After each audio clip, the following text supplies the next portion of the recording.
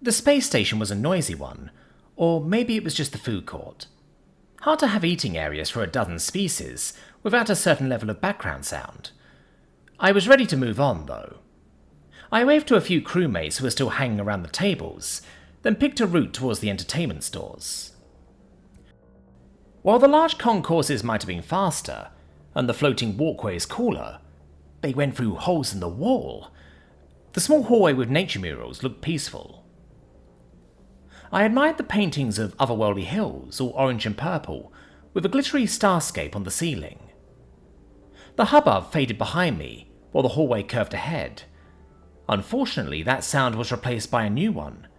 Someone coughing violently. I edged to the side so I can peek around the corner, while keeping my distance in case there was contagion about. There was a lot of throat clearing between the coughs. When the sitting area came into view, with its potted alien plants and multiple benches, I stopped worrying about my own safety. A fellow human was leaning against one of the benches, coughing with everything he had. His clothes were nice, like he was on the way to a job interview, and they were covered in sweat, like he'd been running to get there on time. A pack of belongings had spilled at his feet. The broken shards of plastic, with a metal bit at the centre, had once been an inhaler. There were also two tall aliens standing nearby, the long neck type that I hardly ever saw, with short, beaky faces and skin texture like a turkey neck. They were facing each other, and ignoring the human who was struggling to breathe. I ignored them right back and hurried over to the guy. "Hey, do you need help?" He grimaced but nodded. An attempt at explaining turned into more coughs. He pointed at the inhaler and pantomimed a heavy footstep. I thought back to the size of certain people at the food court. They could easily have stepped hard enough to crack the casing and not noticed. "I don't suppose you have a spare in here?" I asked, gesturing towards the bag. As he shook his head, it was my turn to grimace. I wondered if he was fresh from Earth, where human-specific medicine was available at every corner med center. The inhaler could be hard to replace out here. At least we weren't out on the edge of nowhere. The med centers here should be familiar with human biology. I told him, "We need to get you to a med center." Then I paused. "Do you know where it is?" He did not. Dang. I looked over at the two turkey neck aliens, who were having a staring contest or something. "Hey, do you guys know the way to the medical center?" The closest one turned his head to face me without moving the rest of his body. "Do you mind? We're in the middle of something here." "This person could die," I snapped. With a shrug in his voice, he said, "It's your child, not ours." "He's not my child," I exclaimed. "He might even be older than me." "Then why do you care?" I stared at the pair of them for a long second, their vaguely irritated expressions and the way they hadn't moved an inch to help. I made an exasperated noise and gave them up as a lost cause. The guy was still coughing, trying to force air in and out of airways that were swelling shut.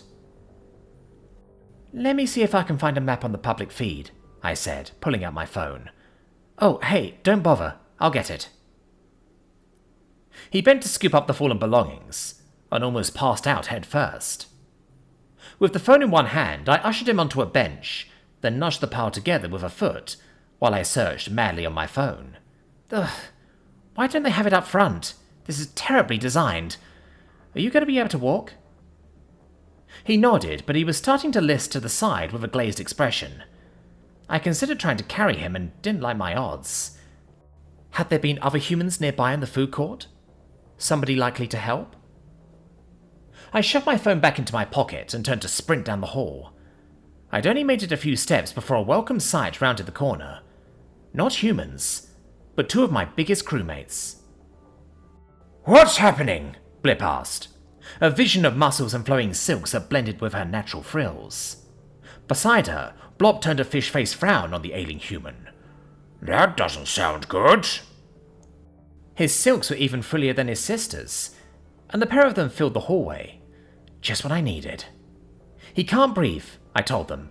"The tool for his medicine broke. Do you know where the med center is?" "I'll carry him," they both said, Blip slightly faster. "I've got the bag," Blop added. diving to gather it up with a dismissive flap of his frills at the two turkey necks. Of course they're no help. Why would we? Asked the father one, sounding honestly curious. Blip announced, Lift and be lifted. They did exactly that. The adult human looked small in her arms. Blop bounced to his feet with the bag zipped shut. I'll clear the way. The pair dashed off down the hallway, with me running after. The turkey necks didn't move, though one of them muttered something about her creatures. As I ran, I thought, I've never seen more than one of those long-necked guys at a time before. Guess they're a solitary species. They're missing out. We burst out of the hallway into a crowd that parted like a spaceship fleet in the path of a wild asteroid. Blop offered directions, and people of many species pointed the way. I followed along, glad not to be the weird one for once.